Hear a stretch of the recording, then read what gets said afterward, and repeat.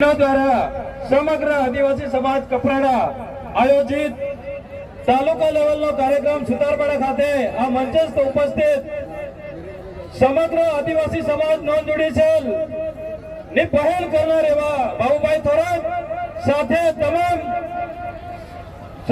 સમસ્ત આદિવાસી આગેવાન સમાજના શુભચિંતકો તમામ ભાઈઓ બહેનોને મારા જોહાર। ખૂબ મોટી સંખ્યામાં આપણો સમાજ, આપણી એકતા, આપણી સંસ્કૃતિ ની જે આપણે ઉજવણી કરી રહ્યા છે, આ પૂરો વિશ્વ આજે આપણે આદિવાસીની ગણના થઈ રહી છે। દોસ્તો, 5મી અનુસૂચિ આપણો વિસ્તાર 100% આદિવાસી વિસ્તાર।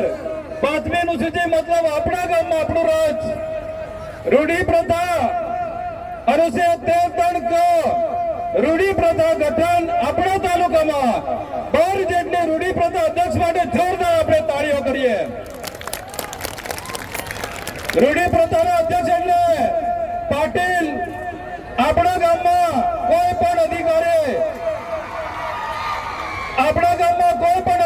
કોઈ પણ ડિપાર્ટમેન્ટ આવવા માટે રૂઢી પ્રથાના અધ્યક્ષની પરમિશન વગર અવાય નહીં।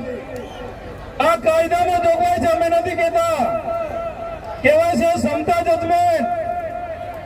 આ ભારત દેશ નો માલિક હોય તો મહારાષ્ટ્રનો જજમેન્ટ છે 2011 નો। સાથે પીર અમારેડી વેદાંત જજમેન્ટ પણ એમ કહે છે 5મી અનુસૂચિ અંતર્ગત જે રૂઢી પ્રથા ગ્રામ સભા હોય તો ના લોકસભાના ધારાસભ્ય સબસે ઊંચી ગ્રામ સભાને મહત્વ આપેલું છે। માટે જોરદાર આપણે તાળીઓ પાડીએ મિત્રો।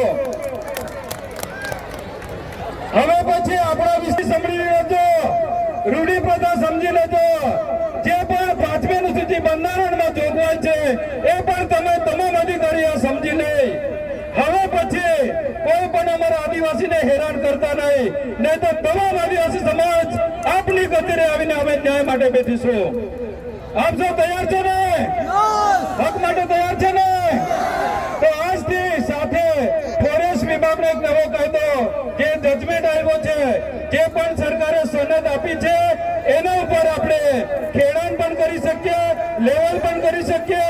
એના જે આપણે અંદર ઝાડવા છે એ ઝાડવાનો હક પણ આપણો છે।